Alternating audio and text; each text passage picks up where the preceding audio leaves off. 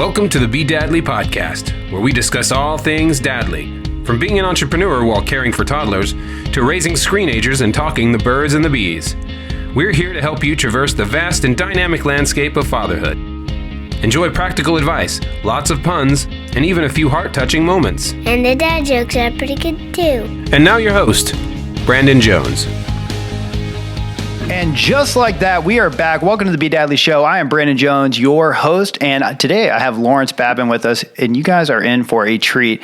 Already had an opportunity to talk with Lawrence a little bit, and he was connected through a good friend of mine named Kyle. Kyle said, Brandon, I've got this dad. He's an exceptional father. He has these amazing kids. They all love and adore him. And then he's got all these other human beings that love and adore him and his wife. And I was like, okay, yeah, that sounds exactly like the kind of person we need to have on the show. Let's dig in. Let's hear about, what it was like to raise that family and just hear about Lawrence's philosophy. And Lawrence, I just want to say thank you so much for being here. Yeah, it's a pleasure being here with you, Brandon. I'm very honored. Never had any opportunity like that, just to share our lives. We found ourselves where we are. We certainly have a philosophy of what we believe, and man, we're pretty set. We are happy. We're happy with the product that we see. We've got a lot of work to do. Yeah. Well, man, so I want to ask you a question. So if we go back, tell me about like your first child, you and your wife. How did this foundation of your family really begin? And, maybe even back to where you met your wife and totally. I would say if I had to just some big picture, stuff, certainly raised in what I would consider today's poverty, lots of family difficulties. The word abuse is thrown out a lot, and it can be qualified or classified in different ways. I would say that probably for me, there was abuses in my life that I didn't really, I didn't know. When you're a kid, you're raised up, you're in a family. This is how it goes. This is how dad is, grandpa, it's normal, right? Mm-hmm. And so then, fast forward to, 18, 19 years old, met my father-in-law, and he was the pastor of a church and basically started creating some disciplines in my life and challenging and bringing some, what I would call honor, right? Wow. So I would define that as, he trained me how to be a valuable man.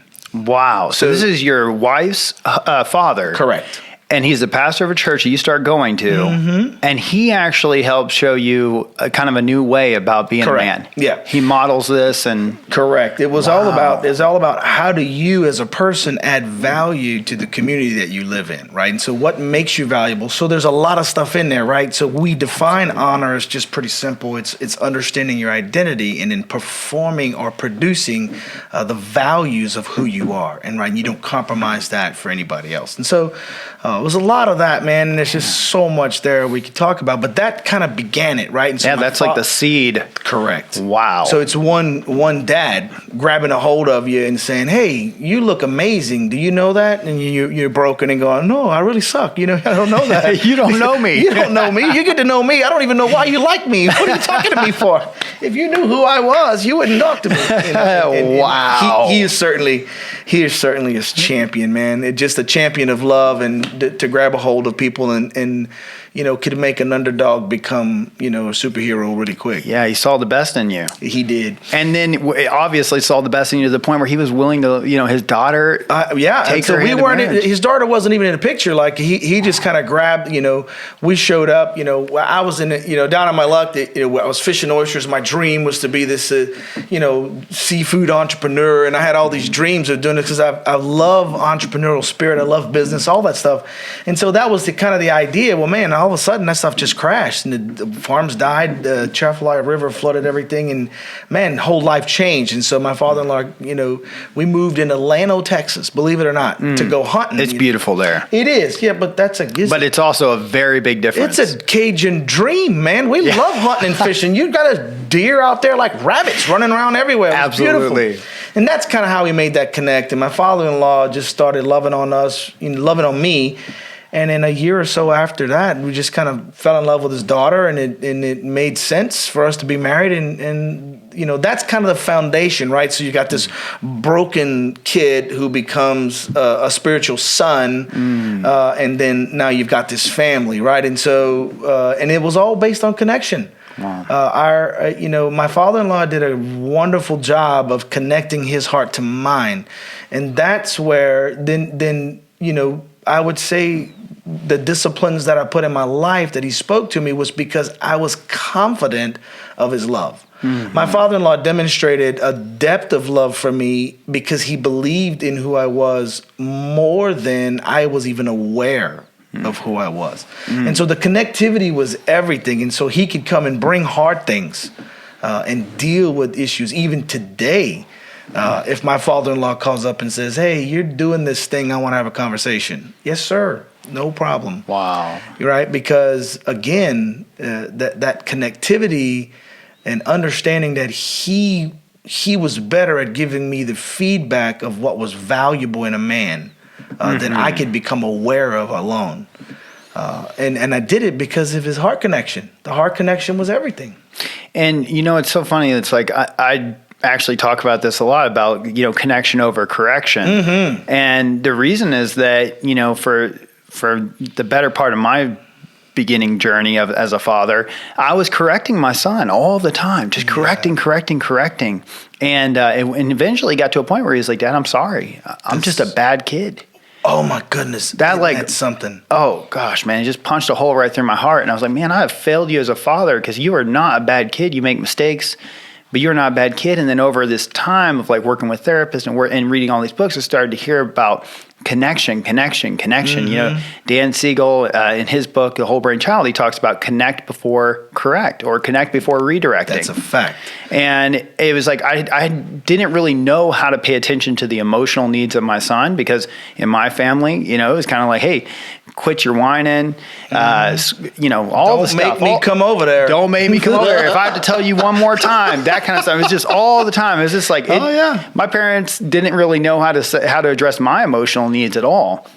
And actually, as I started paying attention to the connection, which they also talk about in relationship books, like with your spouse, Totally. If you're criticizing your spouse more often than you're connecting with her, good luck. That's right. Well, I love what you said, man, because after I got, our initial conversation, I started thinking about the whole connection before correction. I thought, man, if you don't have a connection, there will be no correction. You can get behavior modification. I can modify your behavior for a moment, maybe. You're afraid of me. Afraid, right? Exactly. So as a dad, you're coming home every day, so you live in fear, right? So if I'm led by the desire to correct you versus led by the desire to connect to you, right? They can feel that. Well, the child doesn't know. And would you like to help somebody that really doesn't care about you at all? Only thing they care about is whether you did what they said. I've had plenty of people try to correct me in my life. I'm telling you right now, I am a handful. I'm a difficult person to lead. Believe me. So lots and lots of people could see the correction that was needed. Mm-hmm. But there's something powerful in a definition of love in my heart. So I define love in a very peculiar way, and I recognize it because it's not easy to put in words. It's an actual demonstration of when you care about someone, then you find that there's a drawing, and then we call that connection. You can feel, if you love your son in a way, and you're genuine, right? Mm-hmm. And so, and I need to be careful because, guys, I know I've felt this, and I'm sure you have too, where I could feel like I'm failing as a father. So then I try to modify my behavior. I've read this book. I've been around Brandon. He's an amazing dad. And now I'm convicted about all the stupid stuff I've been doing, right? So now I'm trying to modify my behavior. Right. Well, somewhere along the line, I began to pursue what it looks like to be love, right? So I actually live in this idea that I'm constantly being changed to become love. So I'm not performing. I really love that, by the way. That's just that just hit me. Just like I felt my consciousness just burst. Yeah, you get a revelation of like I can actually be that, right? Love. And so if I begin to declare that's what I'm trying to do, then I can be authentic. And so my oldest daughter, who is just a champion, she's just we believe that God gives you the children in order. of your own personal challenges. So we believe that your family actually trains you how to love. Oh, I 100% believe Right? that. It's been something I've learned. It's the repeating pattern I'm seeing. That's correct. And so there's a lot there. But she was, my wife and I laugh. Our first 3 children, they can tolerate our immaturity. So we don't identify ourselves as failure.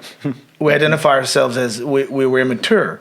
And maturity looks a certain way. If you're constantly looking to endure and persevere toward a reality of I'm going to become love, I never stop trying to mature.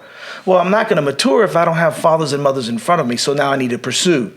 So there's this pattern of things. So my older daughter and both my 3 older children began, they could see us declaring like we want to become this, but hey, I'm frustrated. I'm angry. You're not making me angry, but I am. And can we talk about this? Right. So I'm still being genuine. I'm real in the moment. They can see it and give me grace. So if dad shows up being a jerk, like what's going on with dad? Well, they don't have to wonder, is dad mad at me?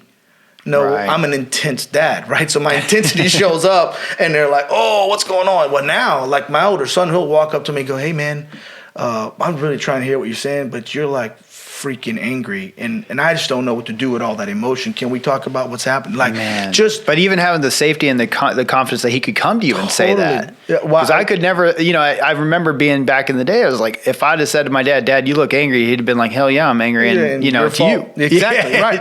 It's funny because we've got, young adults living in and out of our house, young men right now. My wife is she's, oh my gosh, just 8 guys in the house right now. So she is, but she's a champion too.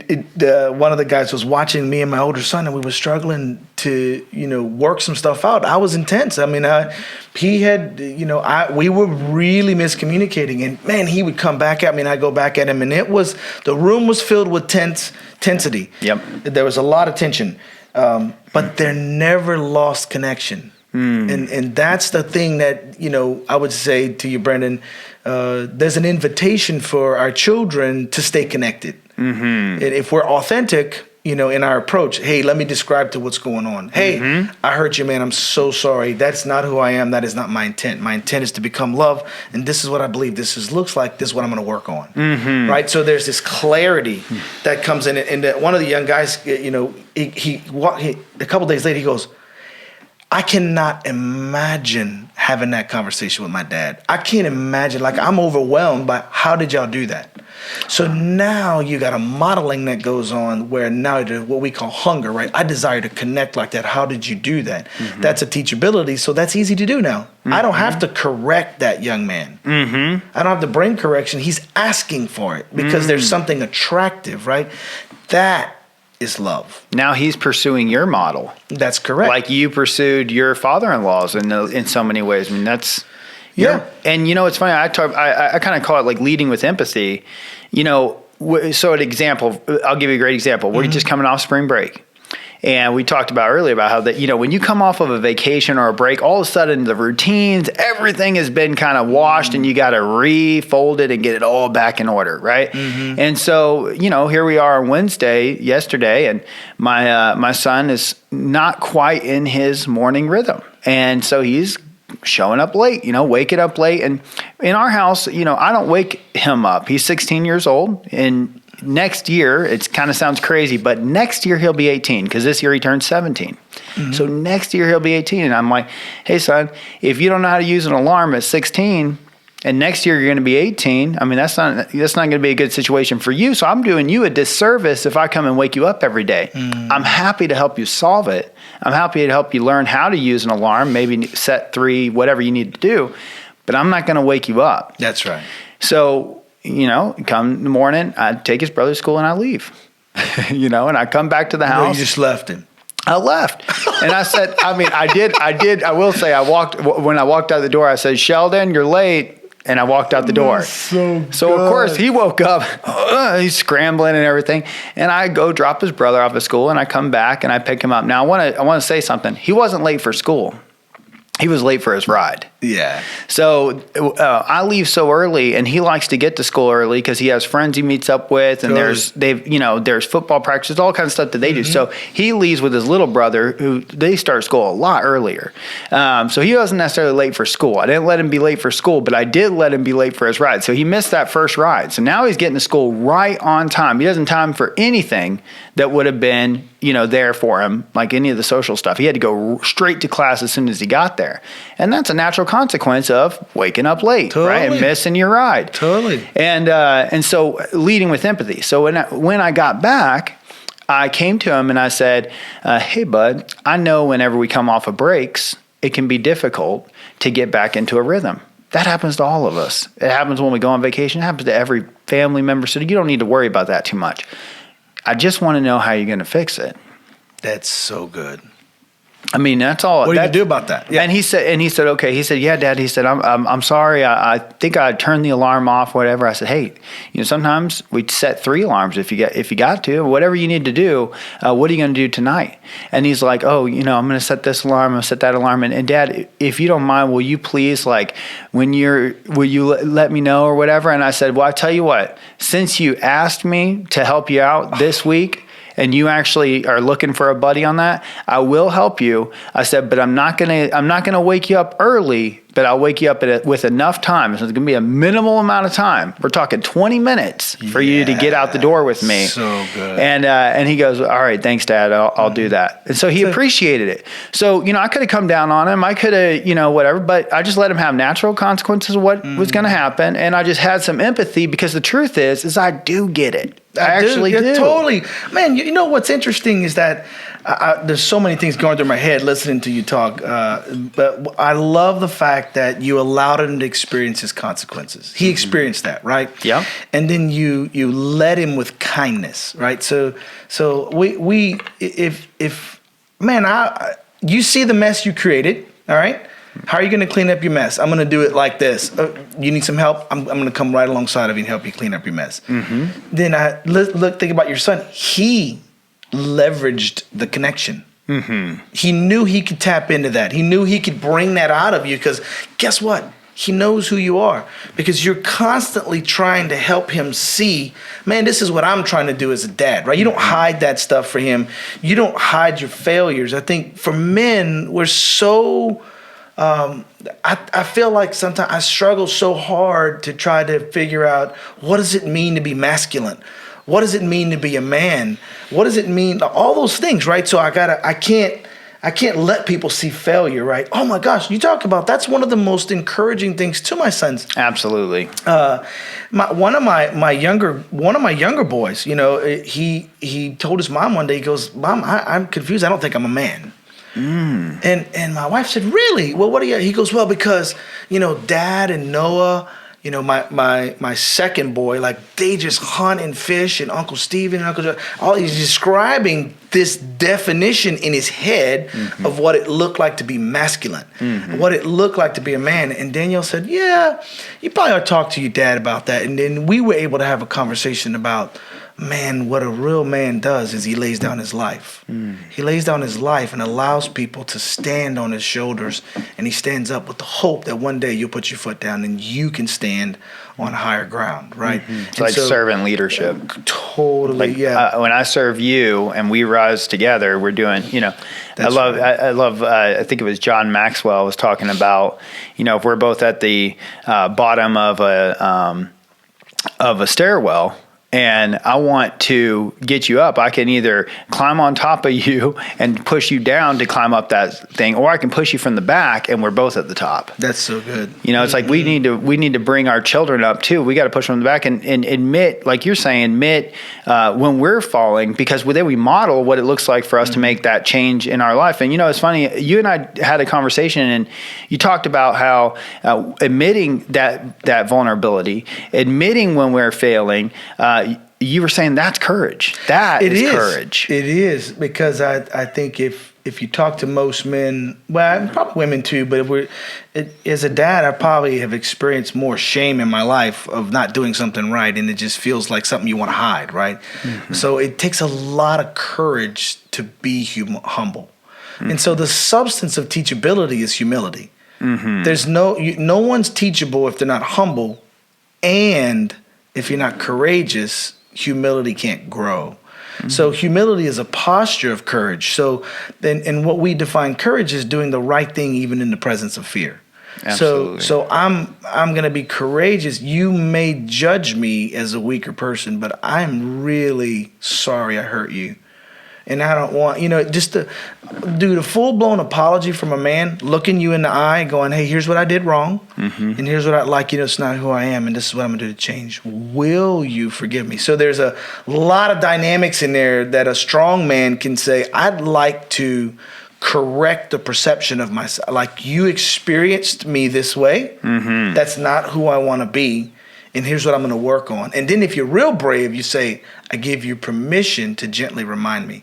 So my children know, like my oldest son, he knows that he can say to me, hey, man, like I'm not experiencing you well right now. However he wants to say it. He needs We're courage. a little out of line, or we're a little over that line that we were trying to work on. Exactly, or right. But I'll tell you, we had to help him, get some courage. Yeah. Right. And so now the other young adult's looking in the room and he's like, I am not that. I would never say that to my dad, right? Because he doesn't believe that something he has about it. Yeah, he doesn't believe he has the connection enough or the respect enough or he's afraid of what might happen. That's or what right. it might do for his father. I call it make it a repair. So for example, Totally. I make a mistake. I'll go back to, and it happens, right? It used to happen a lot more. And what the great thing about repairs is that when you do them, there's something inside of you that says, I don't want to do this all the time. You go, man, I hate that I have to do this. Well, it takes out. Yeah, It's like swallowing some medicine. It is, man. And you say, I don't want to swallow that medicine all the time because it takes courage. There's a little bit of a moment where you're with them and you go, man, that is not how I want to do it. I call it a mistake. That was a mistake. That's so good. If I could take that over, if I could run that show again, I want to tell you how I wish I would have done it. I had a mistake there. There you go. And this is what I wish I would have done. And I want you to know I'm really working on that. And that's a part of me I'm just not so proud about. And I hope you know I love you. And I'm sorry. I really am sorry. And I promise you I'm going to work on that. There you go. And, it's really easy with young ones because they're little, but then you get the teenagers, you're looking at somebody in the face and you do it with them. It's a little harder, but it is. When you do that, I find that when I do that, they get spaced out further and further. The more I do it, the times that I actually get to the point where I have to go and make a repair becomes more infrequent. That's so good. And I think the reason is that there's a part of us reflecting on them in that moment with them where we're like, I don't want to be this reflection anymore. So the next time we have a lot of pressure to do the right thing, to step away, to say, hey. And one of the things I learned real quick is like, I don't have to solve it in the moment. I used to think I had to give them a response so quickly and in the moment. And you know what? I'll let them sit on pins and needles. I'll say, hey, I don't have the correct response right now, but I'm going to tell you that this was not correct, and we're going to have to talk about it. But I don't exactly know what it is right now. And you know what? I'll let him sit on that for a day, and he's like, man, I know my dad's going to come up with something. I don't know what it's going to be. But also, he's not afraid like we used to be. It used to be that the experience was way too harsh. Today, the experience is, hey, we need to get back in sync. We're a family. We're a unit. I need you to be a part of the team. When you're out and you're kind of like fraying out, it actually has an impact on every one of us. So I just want to the only goal I have is not punish you, is not make you feel bad about yourself, is not do any of that. It's to get us back into an alignment so we can work as a great family because that's what we are meant to be. And that's really the only goal I have. I can see that you're dealing with something and so maybe you took it out on me or you took it out on your brother, but right now we need to get back in line. Can you do that for me? I'll give him time to go and be with himself and then come back and let me know, hey, Dad, I'm ready to try again. Let's go. What's interesting? You have such a strong faith to believe that's going to work. Yeah. You actually believe it because you wouldn't walk that out, right? Oh. But today, if you can imagine trying to go back to the way you were, you'll never go back. Oh, no. So I'm listening to you describe, there's a couple, our philosophy is it's the same production, right? We're producing the same thing. It's an organism.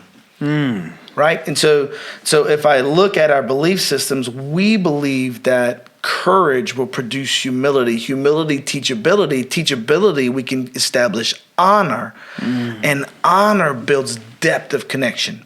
It's because I'm valuable in my community. I'm valuable in my home. And so what we've always, even with chores, is I'm not asking you to do chores. Hey, can I get some money for chores? No, we don't pay you for that. You are a valuable asset. That's a contribution to your family. That's correct. Now, we have lots of businesses moving. If you show up on the job site of the construction company and you want to come pick up trash, I'm going to pay anybody. My 15-year-old daughter looks at me one day. At 15, she was running the books in our real estate company, and she's putting the books together. And we're just going. And she stops one day and she says, "Hey, Dad, if I get a real estate license at 18 years old, will you pay me as much money as you pay these other realtors?" And I said, "Well, honey, I don't pay them because I like them more. They have a license and they get paid. That's our policy. That's what happens, of course." And I'll tell you, my daughter did some crazy things, man. And we allowed them to do it. We allowed our children to choose their education profiles. Cool. We don't shove any of that stuff in their face. And she just looks up and says, "If I get a GED, then I can get a real estate license." And our friends were like, "What?" And I said, "Well, listen, the end of a homeschooling opportunity is a general aptitude test, and then they can get in any college they want to go to." Yeah. But what we weren't about to do was just shove her into a school that she didn't have any passion or desire for. Yeah. That had backfired. Let me tell you, she made those decisions somewhere between 15 and 17. And today, we laughed about that. I have to ask her for my own money.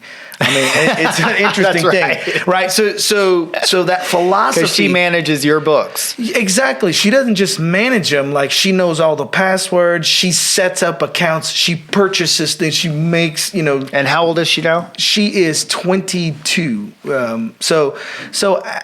mean, that's awesome. But you guys had faith in her. It's honor, man. So I would look up, and so she doesn't have to be honorable. She is, right? And we would bring all that back to becoming love. Because, see, we believe the philosophy that perfect love drives out all fear, because fear has to do with torment. And that word torment there is a continuous abusive fear. Motivating people by fear causes an internal anxiety that you're afraid of, and it lives in you as something that's going to actually create an organism. The organism is constantly responding to the torment, right? So when we look up and we think, okay, so our philosophy looks like the being that we believe is God is defined as love, and his perfect demonstration of that was a sacrificial part of himself, right? Because he believed in the power of love to make everything new again. And so when you look at your kid and you say, I've got a mistake, I want to make new again. A perception. So I'm going to change that by sacrificing myself right now in this moment, because it's tough. It's tough to yield yourself to something like, no, the ego has fear. It doesn't want to do it. Exactly. With ego and fear and shame. You think about that whole cycle. Your ego is standing up, and really it's just your refusal to humble yourself. Yeah, it's like, no, I don't want to, he did wrong, or he did trigger me. And really it's like, no. What can I own here? What side of the road? Can I clean up my side of the street before I talk about his for a moment? And I love what you said, because sometimes I'm not in a good moment.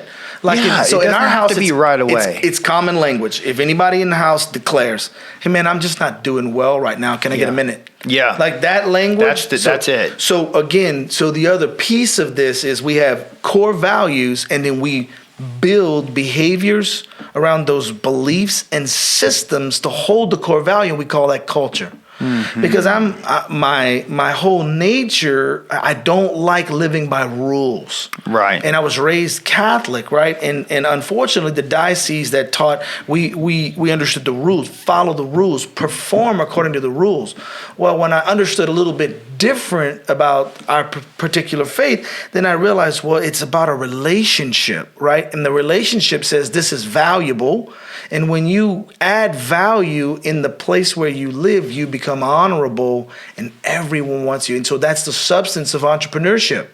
What is it that someone needs? Go meet that need, and you exchange value for cash or whatever it is that you're working for. Right. So that whole philosophy shows up in everything that we do. But for me personally, I actually believe I'm becoming love. I absolutely love that. It's I a promise you, substance. I will remember this. Just so you know, I swear, I'm the kind of person that I will remember that for the rest of my life. Yeah. I will literally that little seed of wisdom will play out through the rest of my life. I will never forget that. When you said it, I was like, whoa. Well, think about your definition. It's not just being love, because that's really what it is. Being love or being loving. I'm sorry. It's not just being loving. It's being love. Like becoming. I am becoming love. I am that. And because I am that. Fear wouldn't handle this way, or that would be the opposite. It's the exact, and I think of them almost as polar opposites. You have all this love and like you said, torment, this kind of, I'm going to hold you down out of fear, or I'm going to build you up out of love. Oh, man, what a different way to be. The interesting thing about you think about this, if I say to you, hey, Brandon, I want to be loving toward you, I can modify my behavior. So it's always funny. It's Sunday mornings, you show up, and everybody is like, and 9 times out of 10, so your Sunday morning church, you got 500 people in the building, and 90% are in behavior modification. That looks like love. Right. And you can say, if you define love this way, that's what it looks like. And so everybody in the room looks like they're loving. But then the children come, they know mom and dad was rolling in the car on the way over here. Right before you got there. Right before. Dad was yelling at me last night. He smacked me around. Right. But when you actually believe that you can become the organism, I am the substance. Mm-hmm. So then it's easy for me to repent, or it's easy for me to clean my mistake. Like, hey, man, can we take this shot over again? Like, bro, that's just so not who I am. That is not who I am. Mm-hmm. It's not, I believe that I'm becoming love. And if I yield myself, put down the ego, if I put that down, I can actually gain access to an experience that changes me to become an organism. And so then we believe this. It says that perfect love drives out fear. So the young adults that are experiencing us and in some level of discipleship can look up and feel the love driving the fear out. So now I can try to have a conversation, even if it doesn't come out right. I believe that guy loves me. Mm-hmm. My father-in-law would speak to me and say things that I've heard many people try to correct out. My mother tried to beat it out of me, but it didn't work, right? Because you got this stubborn, high, intense, passionate child.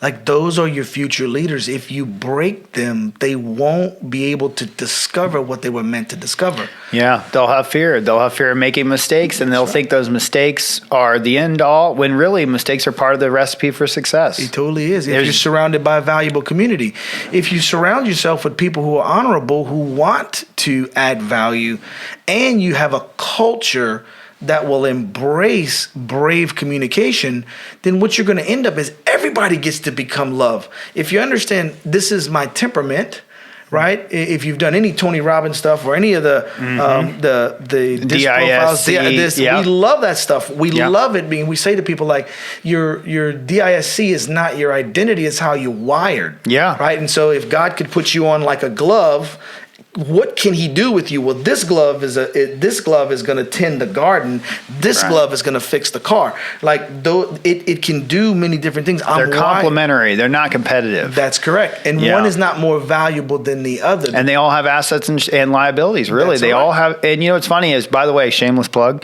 on BeDadly.com, you can go and take our free quiz. It's a personality quiz. It'll give you the 4 different personality profiles that you would have, and on there's superior, there's pleasing, there's control, and there's comfort. And we as fathers and mothers, but we as people, really is what it is, we'll find ourselves in one of these different categories. Now, you have them ranked in a certain order.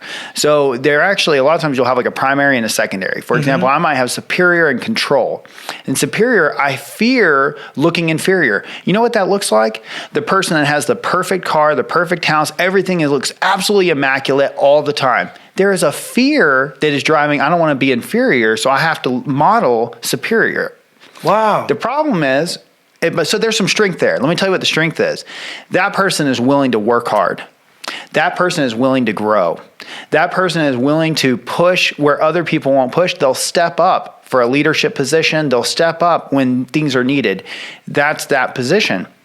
The liabilities for the superior position is that they put way too much pressure on their family. they put way too much pressure on others, and they can breed competition where it's not necessary. Where other people could just be relaxing. Say you went to a camp where everybody's at a campsite, where there's a fire pit, everybody's just camping. This person is still trying to be superior. And you're just going, dude, just relax, man. We're just we're here to do something different, my friend. And they can't relax. And so that's their challenge. That's their challenge. But they also model for us what it looks like to be superior. And then you have control and comfort, et cetera. So go on there, take the quiz. It's absolutely free. And it will tell you what your primary personality is. And it will also give you some insights in your parenting challenges. And most of the guys that take it go, man, I deeply resonate with this. And it will give you some quick tips for what you can do. For example, as a superior, you can actually allow your children to see you show up vulnerably, to show that you are also a work in progress, so that they can allow that part of themselves to be there too. I love that. It's being authentic. It's just letting them see, like, hey, I'm trying to change. Yeah. I'm becoming something. It can be, especially in that personality type, it can be really easy for us to want to hide that. And our children can think we're perfect. We're this competent giant that's absolutely perfect. We do everything right.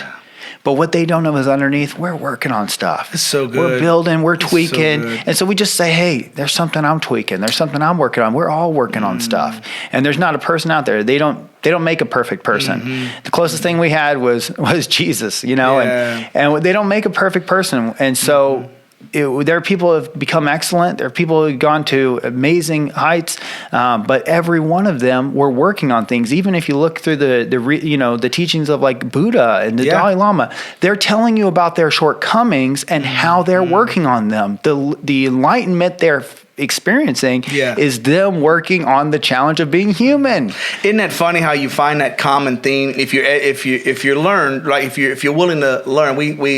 We love the idea of, gain understanding, though it costs you all that you have, right? How did you become where? I'm listening to you talk about that. I've got so many, I could ask you 100 questions about how did you come up with that, with that system, and where's the resources? Can I connect somebody into that? Yeah. Like, I love trying to understand how did you figure all those things out? Yeah. Being the ability to learn is the essence of humility. If humility will breed teachability, right? And so what I love about what you're saying, if dads can connect on your website, just go take that test and just pick one. I always tell people, just pick something. It shows that you desire to learn. If they pick something, they can go on your website, and it's specifically for dads. Yeah, and they'll take the assessment, and it will funnel them into their personality priority and give them all of those things, and they can learn about that. And where this comes from, and it's funny. I always talk about standing on the shoulder of giants. One day I was headed offshore, and I had a meditative moment. It was early in the morning. The sun hadn't even broke the horizon, but there was enough of a glow. Yeah. We were headed out.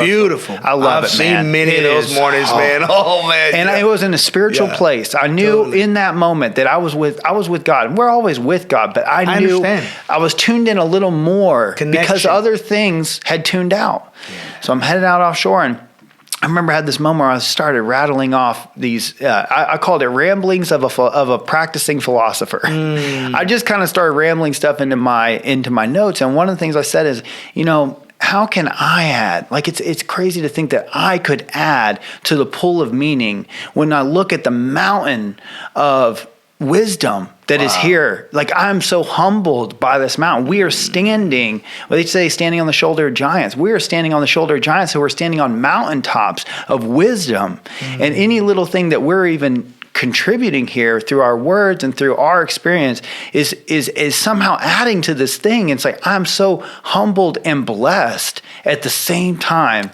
by this opportunity to share in the depth and the pool of meaning. And where I got the personality priorities, this is actually from Alfred Adler. This stuff goes way back. And he was one of the first guys that said children deserve respect and dignity. That they have they require it. Isn't that something we had to be taught that? Isn't that crazy? I mean, they just wanted kids to sit down and shut up. Yeah. They didn't see them as valuable. people at the time, they were just like, hey, you just need to be quiet and sit down. And what he says, hey, no, kids have a need for belonging and significance. I think that's something that you have obviously done, Lawrence, really, really well. You see your children have a place to belong. You've given them a place. Even some of their friends and other people now have a place to belong. And you see them as significant contributors and I'm telling you, because you meet that need, you see the fruits of that labor. You see the fruits of that, it really just that position that you hold with them, that, hey, you're valuable and you belong here. That's right. And that is the foundational need that all children have. And the personality priorities, which is what's fascinating about it, is that those dispositions, we call them the Deadly Dispositions. Nice. Those dispositions actually are our way of trying to accomplish belonging and significance. So when we show up that way, we think that that's our way of doing it. And it's like you said, it's not that that's who you are. It's a way that you're wired to get those things met. And we all have a different one. And what's great is every single one of them, from comfort to pleasing to all these, have a positive. They do. And they have a challenge. And the challenge is all it is a seed of opportunity for you to get in there. And if you do a little work on it, you expand that being that you are, and you get more depth in your relationships. It can show up in your work and show up in everything. So let me ask you this question. I know you're supposed to be asking me questions, but I'm really interested. So I've got a lot of dads. I mean, my buddies and people that we've been running with for the last 20 years. Who have just kind of grown our lives together. If we got on your website and did that and I'm thinking about a camping trip with dads and their children, would your website have enough resources for me? So I've never seen that before, right? We've used the DISC, but if I go on your website as a leader and I bring about 15 or 20 dads, I could get on your website, we could all take that test, and we could work through a weekend together, and it would affect them? Yeah. Is there enough there? So let me say this. So first of all, be Dadly. Let me paint the vision. We just got started, by the way. I mean, right at the end of last year. We're about to blow you up. I love it, dude. Let's go. So, I mean, that's where I'm ready. I'm ready for that. So let me tell you, it's camps, coaching, and courses. Oh. And so you said camps. So we're designing specific camps for fathers. And what's great about this is, think about like the Boy Scouts had badges. Right? We, as Be Dadly, will have badges. One of the first things we're doing is in May, we are having a firearm safety camp for fathers and children, 6 and up. You can get your first step certification under professional guidance, and you're going to go out there and you're going to learn with your children everything they need to know about gun safety, so that they can not only keep your house safe by not misusing a firearm, but also if they go to a friend's house and say a friend just starts to pull out, hey, my dad's got this thing, and they say, whoa, I'm certified. And I'm going to tell you, we need to put that down for a moment, right? This is not how we handle firearms, and they'll know that because 100%. They did that camp with their dad. That's right. And so they'll get a badge after that. You'll get a badge, and I want to go into too much detail because we have some lanyap, and you might know something about that. That's right. So we got lanyap that we got involved in that. I don't want to share too much. So, totally. but essentially, there's a camp, and then we're going to do this for entrepreneurship, for bushcraft, and learning how to make forts and stuff like that you would need for shelters and stuff.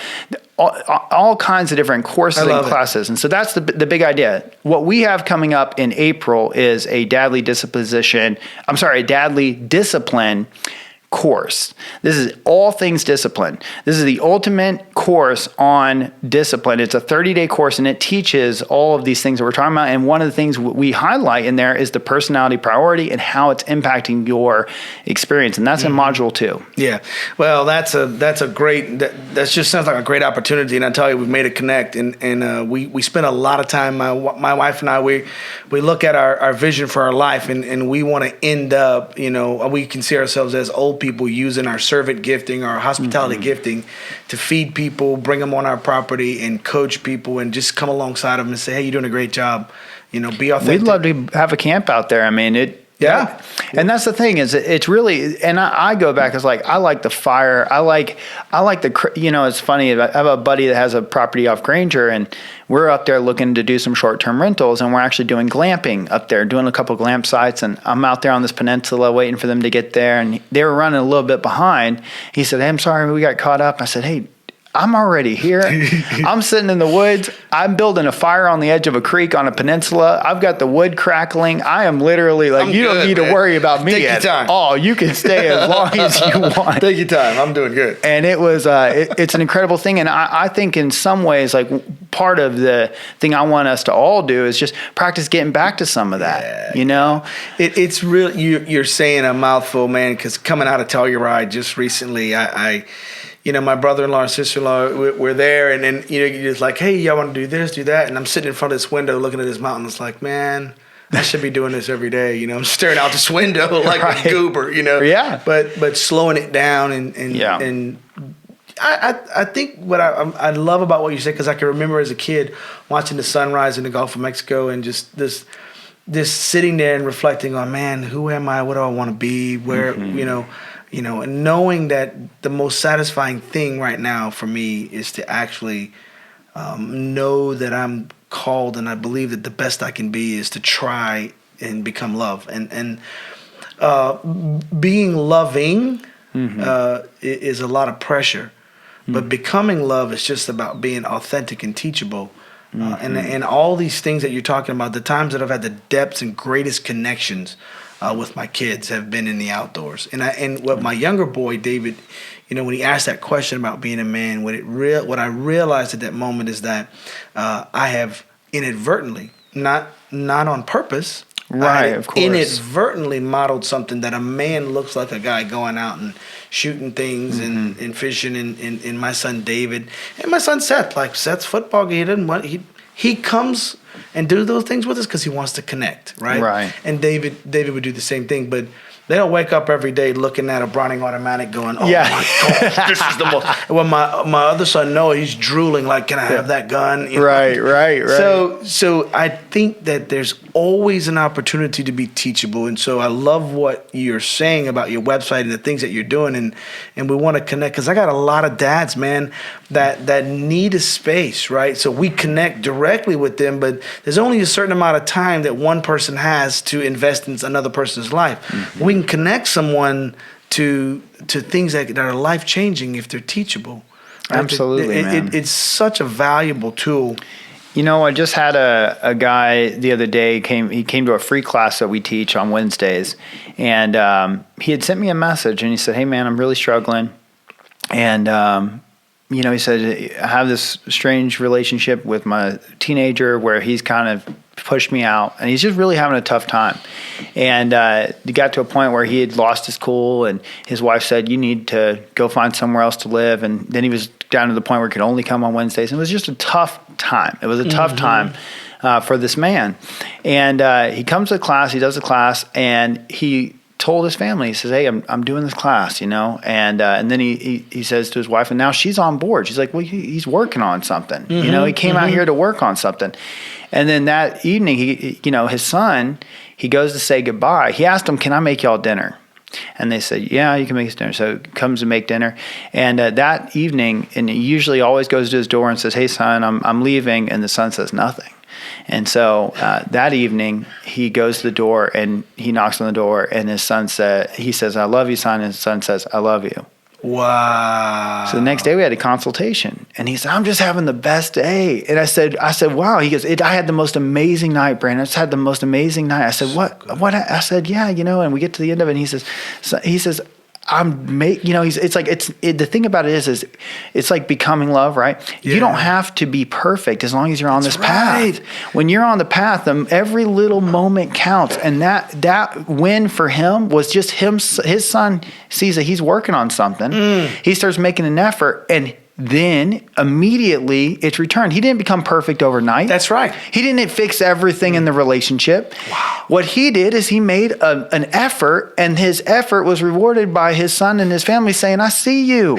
Listen, man, we call it supernatural power. A revelation hit that man. So you can teach me. So Proverbs says that a man can be taught, but if he doesn't get a revelation, he will not respond. The response is the power. The revelation actually put into something, and he responded to a revelation he got from your class, right? And then that powerful thing called love hit the room, shifted the atmosphere, and the son was able to pick up on it. This is why it's so important to us that we talk about actually becoming love, because if I am performing toward a definition, there's all kinds of things that I feel like can be unhealthy. But if I'm okay just to be where I'm at, knowing that I'm becoming something, my failures are part of a revelation. Right.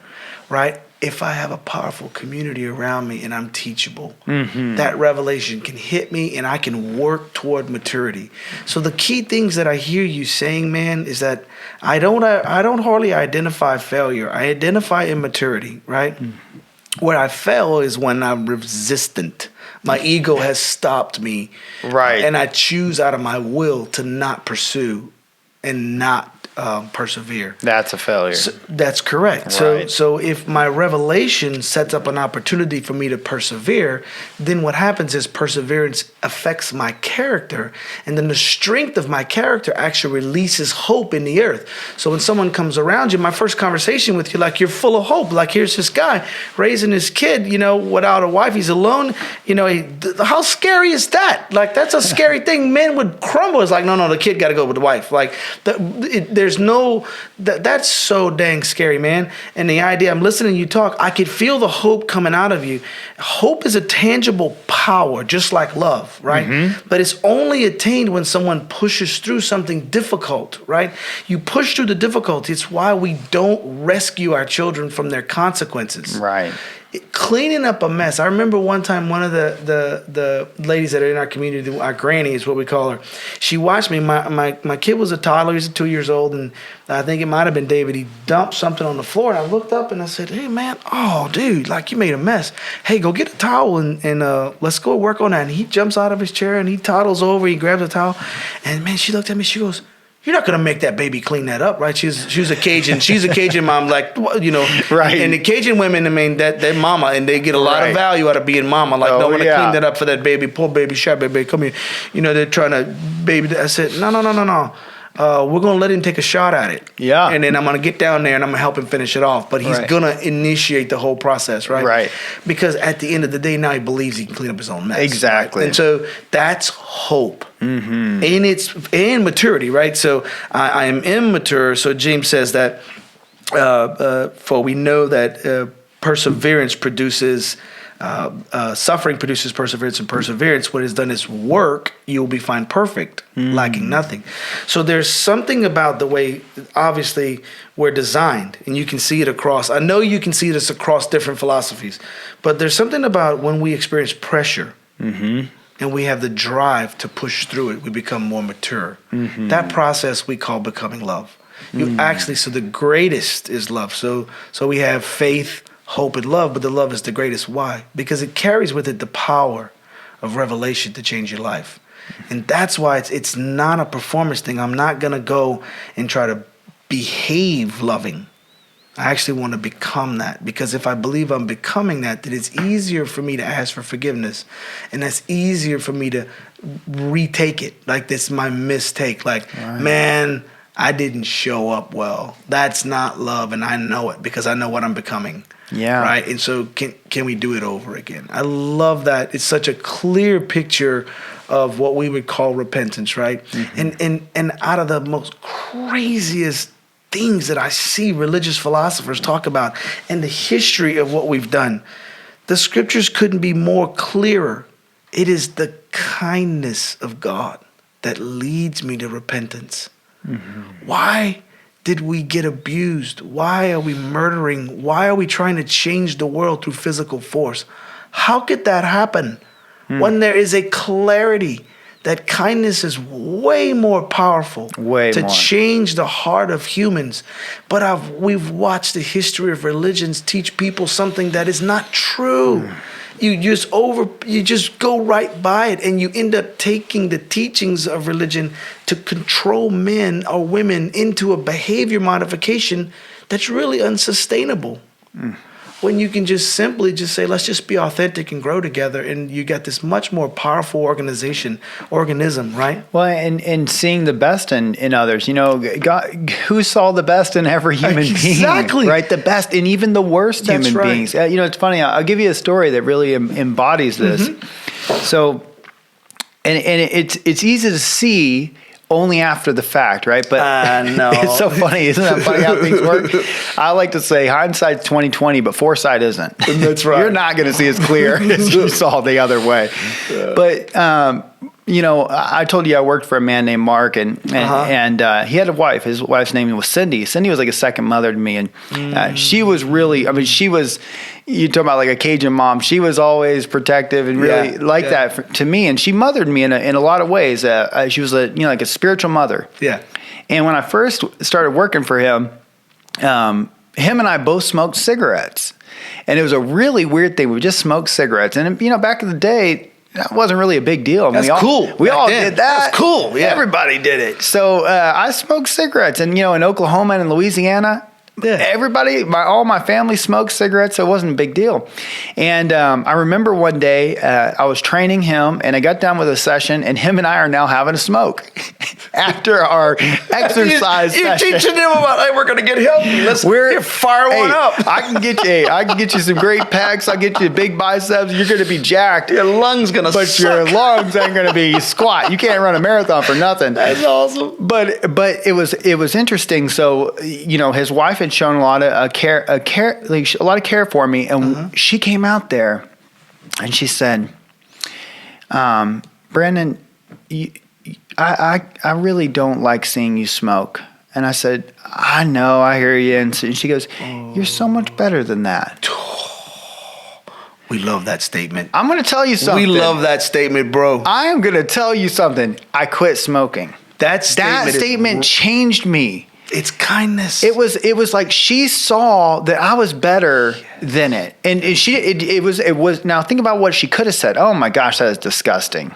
You are just disgusting. You better believe I'd have been like, I'll smoke a pack in front of your face. I'll show you. Yeah, I'll show you just how disgusting I am. Right? Because there's something that's going to I was going to get defensive. But she didn't. She said it. I want to say this because I think you could say you're so much better than that in a way that was still judgmental. She said it with these sweet eyes, and she said, "You're so much better than that." She was just like, "I see you as someone who would be.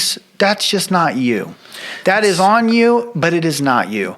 And I'm going to tell you, I grew out of that. I grew right out of it. It's interesting because I hear in what you're saying is that what she said to you actually drew you closer to her. Absolutely, 100%. That's the authority of love.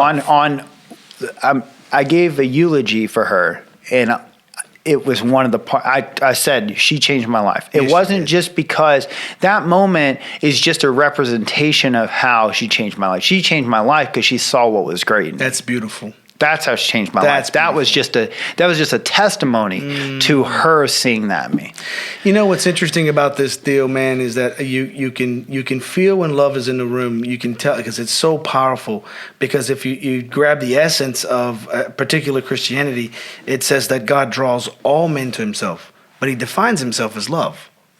So real genuine love drives out fear, which brings closer people and creates those connects that you described so brilliantly. And so important when you got that connection, correction follows, right?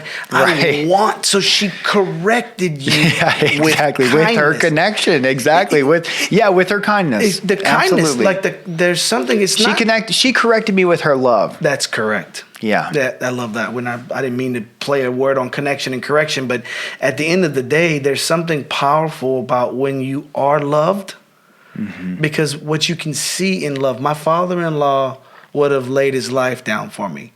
He would have done anything to get me to believe what he saw in me, because he could clearly see I didn't see it. And then he was patient enough to allow me to show up how I was. Right. And my mother-in-law contributed to that in many different ways. But there were most of the time my father-in-law and he would want to know, hey, let's talk about that. What do you believe, right? Because the other philosophy is you behave what you believe. 100%. Right? And so if you and your son both believe you're both becoming love and you know you're wired a certain way, there's a level of grace you give each other. You give each other these grace. Man, it's okay. So one of my best friends, we have this thing where, hey, I'll call up and just go off about whatever, using whatever language I want. And he goes, man, I'm so sorry. You're right. Those people suck. You should whatever. Right? And you're okay to be that way today. But hey, can I call you next week? Make sure you're still not there. Right. So it's this idea of I know who you are and I understand you're having a bad moment. Right. I don't need to fix you. I know you. Right. And so the depth of connection says, oh man, I know, oh man, my boy's jacking, my daughter's doing this. Yeah, they're tired, maybe they're hungry, maybe something's going on. We'll just kind of give them a little space and then go, hey, you okay? Yep. Right. So, see, I think that's a good question, by the way. Are you okay? Are you okay? Because I sometimes, especially you have a teenager, right? We forget. They don't have as much control. They have control because they started to get there, but they don't have a lot of control in their life. They have to go to school. They have to do this. They have to do that. They got to wake up. They still have all these little have to do's, right? And they have all these want to do's. They can see themselves bursting at the seams, what they want to become, what they want to do in their life. And they're having to be, in the restrictions of everything that we have and, as a society set up for them and as parents we have set up for them. And then they have relationship struggles because there's so many relationships that they're managing, from girlfriends and friends and kids at school and teachers and principals and all these different people. Man, all of a sudden I felt all this pressure. Like you just, I feel it. Like, can you feel it? I'm telling you. That's a massive revelation, Brandon, because most dads are not going to think like that, bro. They're thinking about trying to get through their day of work. I got to pay bills. I got to make sure my household.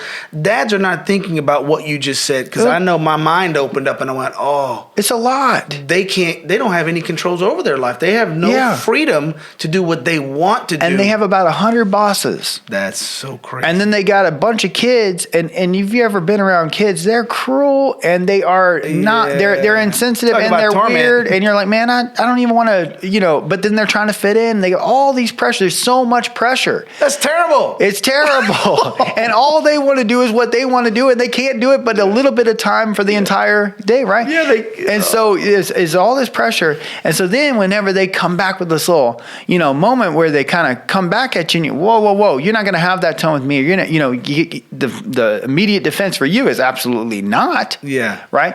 But what about if instead you say, hey, are you okay? Yeah. So because just for a second, is there something that is, because I don't think it's us. We're good. It would be good to assume in an ambiguous situation that you guys have a positive connection and that there's something else going on.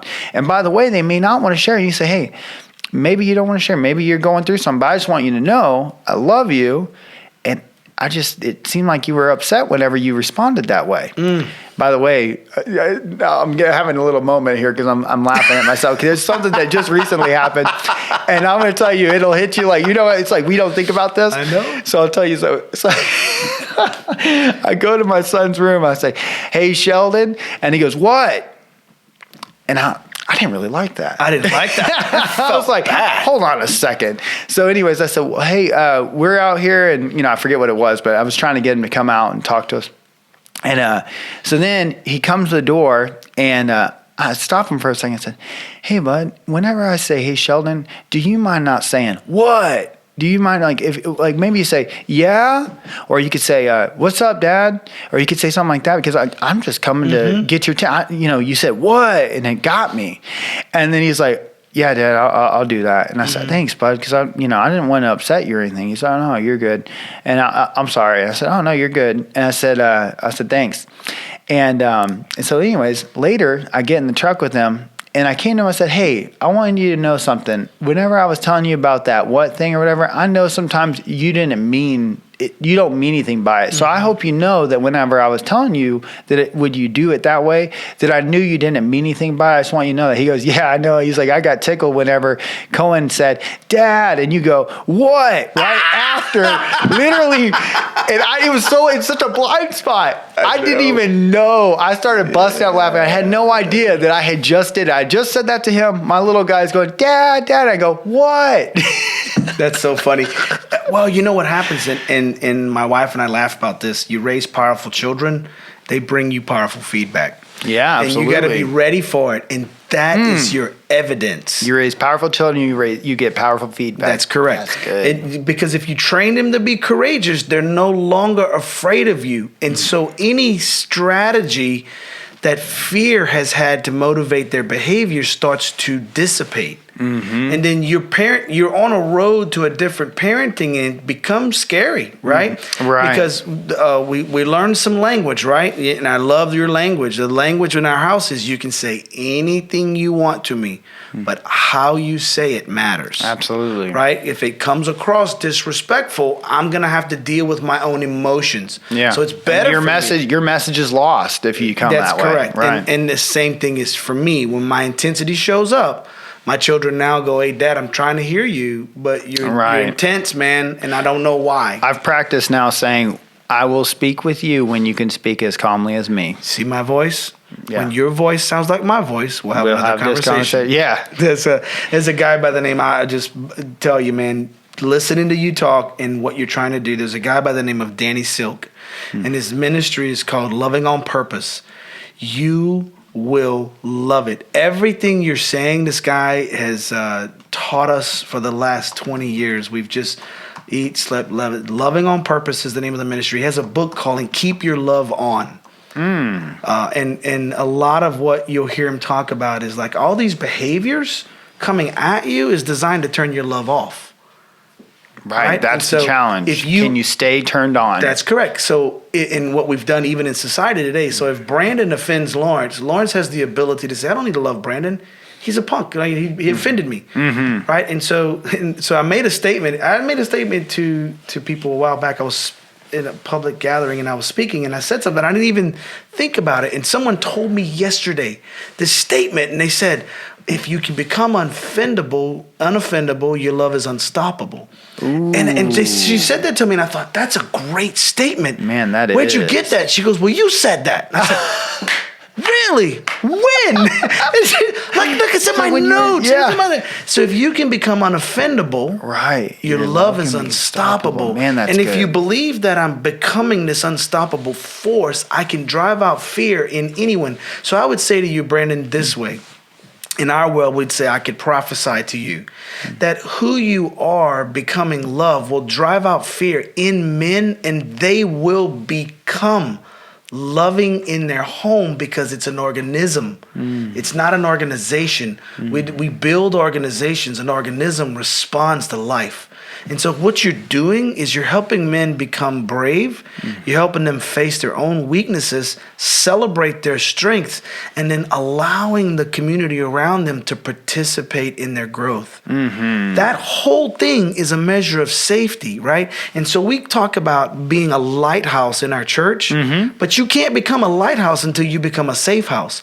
And most men are unsafe because they're full of guilt and shame, and they have nowhere to talk about it. When you come in and say, you said this to me the other day, and I just knew. I knew we could connect because you said, man, nobody's going to say that they've done anything as a dad that I haven't done. Absolutely. Like there is no room for shame and guilt here. That when you said that, immediately, so I train people to think like this. That dude's a safe house. Like he's not going to judge me. I will never judge you. Absolutely. I'm like, you can't. I won't. I don't have anything that there's nothing I've never done. But the safety of that, right? So perfect love drives out all fear. So all of a sudden I feel safe around Brandon. Right. And when I feel safe around Brandon, I know he loves me. I'm going to allow him to teach me because I'm going to lay down my wall. So transparency, you can see me. But vulnerability means you can come through the wall and potentially hurt me. Right? And most men are not going to let that happen. And what you're doing and what you're working on is opening up the hearts of fathers, and you're giving them the opportunities to learn. Right? And so it's like, particularly in this world, there's a website. You want to learn? Well, then go learn. It's available for you. It's never been easier, right? And then if you want a deeper connection, they can connect with you and you can help them and ask them powerful questions and transform their lives. So I would just say to you, man, the love that you are, who you are, is driving out fear in men so they can become safe. And when a man is safe, his household can be in order because his children can become powerful and he's not afraid. He doesn't need to control them. He just needs to connect with them and trust that they're becoming loved too. And if you can teach them that, then I think you're going to find yourself much more satisfied, right? And then your definitions of success changes. Your definition of love changes. Your definition of connection changes, right? Because you've become this thing that now love is happening and people are drawn to you, right? And what does that look like? It looks like a good God who created me to become love. And people are attracted to that, right? Yeah. But if I'm running around scary, judgmental, I'm going to correct you. I'm going to make you fix. Like, you're scary, dude. I don't want to be around you, right? So then I'm going to run away with it. I need correction, right? But what I need is for that person to say, man, you're better than that cigarette. I know you are. I believe in you. Right? And then that kindness transforms you into a hunger to change.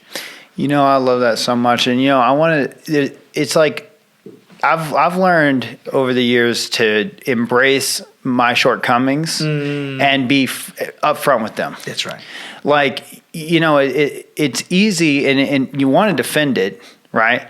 But it's almost like if you could, same examples, like if you could get to a point where you're okay with the worst thing that could happen. Like if you could get okay with that, honestly, you've actually transcended. An example would be when I'm on a plane and turbulence is happening.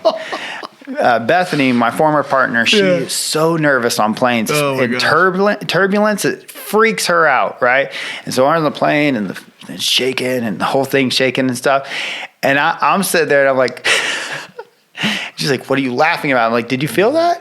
It makes me giggle, and I get giggling. And the reason, if I do have any fear show up, what I do is I go in and I say, God, I have had such an amazing life. Yeah, I am so grateful. I can't tell you how much gratitude I have. You have filled my heart. You have filled. If it ended today, if it ended in this moment, I'm okay. I am okay. Good. And when I get to peace with, you know what? I have had such an amazing life. Like it's been such a wild ride, and I'm so grateful to this Creator to let me have this much. That's so fun. So I get to that point, and so then I'm just tickled. I'm just thinking it's so funny when we're bouncing around the plane. I can't control anything. I don't get to choose when I leave. I don't get to choose when I show up. I don't get to choose any of this. So I'm just sitting there along for the ride.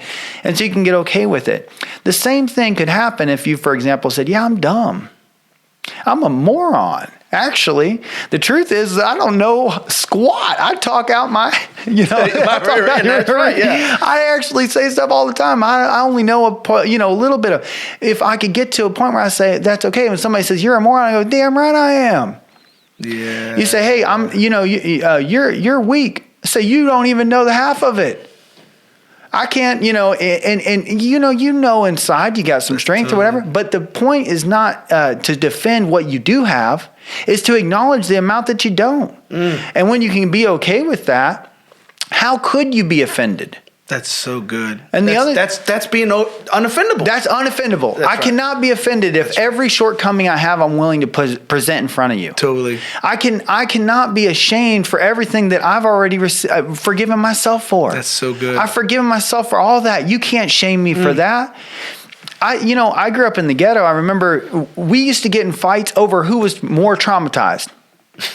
I'm gonna tell you, I'm serious, man. I'm like, but you don't know, Mom. You don't even know what I've been through. Oh, you don't know what I've been through. Yeah. You don't even know. I was homeless. Man, I've been homeless twice. I was evicted last week. Well, we were eating peanut butter jelly sandwiches while lighting candles. You don't even know. And now we're fighting. Yeah. We're fighting over our own traumas. It's so terrible. And it's like it's awful. It's absolutely awful. What if we said, man, you don't even know I'm so poor. I'm like, man, I'm really poor, and I do know it's okay. It's okay. Shut it down. Just let it, just totally say, hey, yeah. And we are, and we're poor. Mm-hmm. And, If we can just get okay with that, I don't think we are offendable, And then I think it is kind of that love is kind of unstoppable thing. That's And here's how we can also flip our negatives. Like there's the dark and the light, right? But what if we saw the dark as a gift? I totally believe that. Because it is. Because, I remember reading this philosopher, and this goes way back into the Greek philosophy. They said, if suffering produces the greatest lessons and changes men in the most profound ways. That's a fact. Then suffering is God's greatest blessing. It's hard to wrap your head around that and God be identified as kind and love. Right, because it looks harsh. It does. Yeah. So that's why the definition of love is it's unsustainable, because I'm trying to wrap my brain around what this thing is called love. Because when we look at like those dark traumas, those things that shaped us, if I asked you, for example, what are the things that shaped you in your life? You're going to go back to your farming, that hard work. You're going to go back to that stuff, that trauma. You're going to go back to those hard moments that shaped the character, and you're going to have the light side. You're going to have both of those things. But if those dark pieces are the most profound shifts that we have, then they're our greatest blessing. And so, I like this distinction. Life's not happening to you. Life is happening for you. Yeah. It is a gift. When you come up and rub up against those hard moments, they have inside of them the most transformative experience for you. Yeah. They're not believe that. And they're not going to feel good in the moment. And you're going to have to use courage, right? Which is to act in the face of fear. That's right. And at the other side of that, you're going to become bigger than you have been. You're going to be shaped in a way that gives you more character, gives you that patina that we look at on silver. You're going to get some of that on you that gives you character, right? And so, we need to just be ready to embrace all of it. That's right, man. I tell you, I'm listening to you talk, and we certainly have the strengths inside of us that what we do and how we do it, with different differences in philosophies probably, but man, you're saying things that causes my spirit to come alive. Your whole airplane analogy, man, you did three things.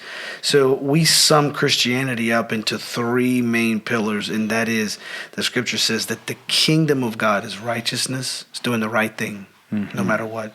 It's peace and joy in the Holy Spirit. So that laughter that creates this opportunity to celebrate, that is a governing thing that's internal, right? And I forgot, people always quote, it's either Benjamin Franklin or Thomas Edison, whoever said it, but somebody talked about the world works wonderful in an idea of democracy, but without an internal government, it becomes very difficult, and man will always need an external government. And so we actually believe in our family. We can create the internal government by helping our kids become love. And so I'm listening to you say that. I'm just like, gosh, man, the Lord is all over you. I can hear it. So I would feel confident that what you're doing to serve dads is going to impact people forever. And here's something fun for you to think about.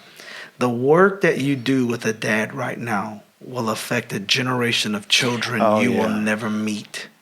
I knew it would affect future generations, but I hadn't considered that. I'll never meet them, and it impacted it. You'll never meet them. And so everything you do has to be motivated with more than just what you can see right now. Because if you help a man become a better dad, what's going to happen is his grandchildren and great-grandchildren and great-grandchildren, that's a lineage. Yeah. We think a lot about that. That's like the 7 generations. Correct. Which I have Native American, and this has been a windy path. I just want to say this real quick. This is a windy path how I got here. Never in my life did a kid that had a 19-year-old kid, or I'm sorry, a 19-year-old that had a kid, who didn't know, I was all over the place, would ever get to a place where I was helping dads. I never in my life imagined it. And God works in these mysterious ways, right? Right. And whenever I started, I had to recommit. I talk about this sometimes. Commitment is important, right? We got to make a commitment in order to get something started. But the thing I started to value more than commitment is recommitting. It's when you say, when it's hard, when you're ready to quit, and you say, know what? I recommit. Yes. I recommitted to this because I got to a point where I said, I don't know, it's all over this, and I don't know if it's that. And am I really supposed to be doing this and that? And I woke up and I said, are you going to fold on the man that you were who said you were going to start this? So good. No, I recommit to him. I recommit to myself. And you know what happened? That next morning, after the day I recommitted, I woke up and it was like a ton of revelation. It was, you are serving your children. When I'm doing this, I'm serving my children.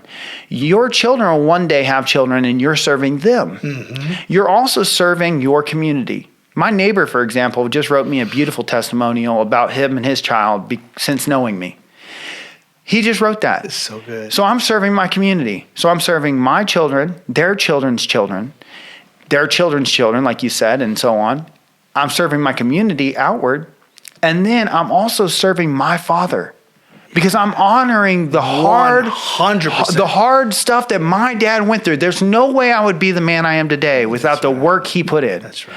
My dad worked and he told me explicitly, I'm trying to be a better dad than my dad was. Come on. And he fumbled his way through, but it was his effort to give us a better life, to be a better dad, that gave me I'm going to be a better dad. And then I realized I'm serving the ultimate Father. Mm-hmm. So I'm serving all the way up the line, all the way down. I love it. And I was like, oh, you are exactly where you're supposed to be, my friend. And and it was in just 2 days before that I was going to quit.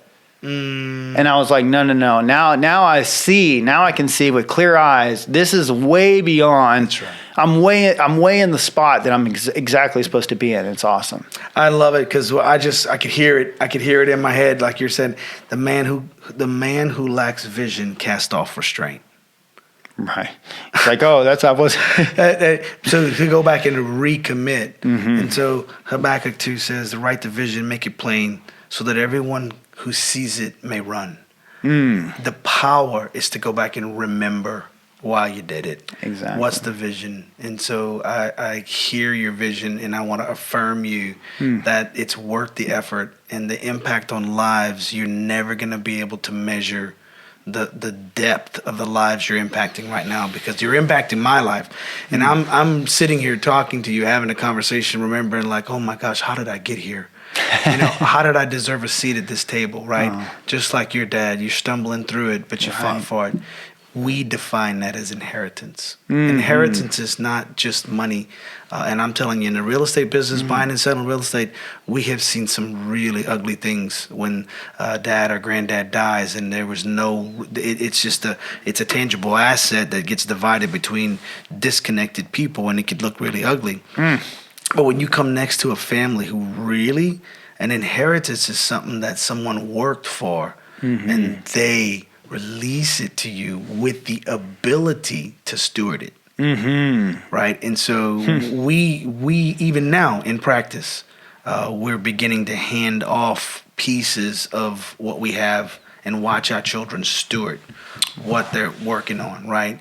And that looks like, I buy a house, we're going to flip it, we're going to have this profit made into it, and one child comes up and says, hey, Dad, can I have that? Sure. What does that look like? Save some money and you can have it, right? And so I basically gave, a child, $100,000 worth of profit, right? Well, they're not going to mess with the profit because they got to steward. They're stewarding the whole thing, right? I'm alive.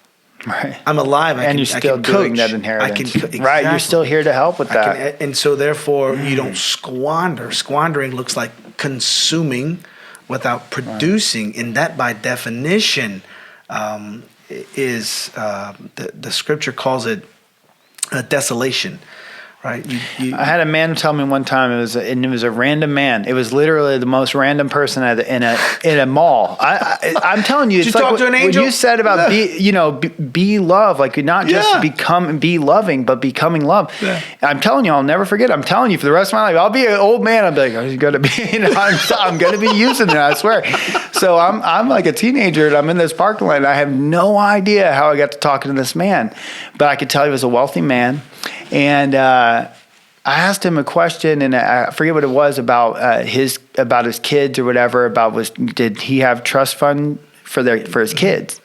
And he said, I'm raising farmers, not cattle. And I said, okay. He says, cattle will sit on the green and eat it up until the green is gone and they die, but farmers will produce more. My children are farmers. I love that. And I was like, man, I'll never forget that. Right. I'm raising farmers, not cattle. That's right. The word desolation is a big deal for us. We talk about desolation because I love history. I love watching history and seeing, all the stuff. And it's what a cow will desolate the whole property. Right. If someone doesn't go and move the cow and create a reproduction. Right. So you could end up desolating your family by just consuming all of the energy, consuming everything from them, and not producing, not teaching them to produce. They just eat up everything. And it's one of the things in our country that we just look at today is, I worry about sometimes is, are we producing? Are we producing anything? Or we just got a system of consumers? Yes. And so having that live connection in your home with your family to help them learn what's valuable, they're farmers. They're going to become farmers because they understand what it looks like to add value, and that's amazing. Yeah. Dude, this has been so much fun, Lawrence. Yeah. I have met a brother today. That's so good. I am so grateful to you and an elder, and I'm just really, really grateful that you came today. Thank you so much for this, man. I appreciate being with you, man, and look forward to connecting more. Yeah. Lawrence, where could someone find you if they want to do business with you, if they want to get connected? Most of our business, we have a not-for-profit called Shiloh. What it is we call it an equipping center. We have a counseling center. We help people with career stuff. We can help people with health stuff. But a lot of what Danielle and I do is our real estate company pays the bills so we can minister for free. And so we buy and sell real estate in Austin, and we've loved that. And it's been the backbone of blessing people for the last 15 years. And what's your real estate company? Real estate company is BabinRealty.com. We're a Keller Williams organization. Yep. Fantastic. Thank you so much, Lawrence. I appreciate it. This has been a pleasure. Okay. We hope you've enjoyed this episode. If you've received some value from it, please share it with other dads and consider leaving us a review on your favorite podcast platform, and we'll see you in the next episode. Looking for support with your fatherhood journey? Go to bedadly.com and take our Deadly Disposition quiz and learn helpful insights on how you can overcome power struggles with your kids.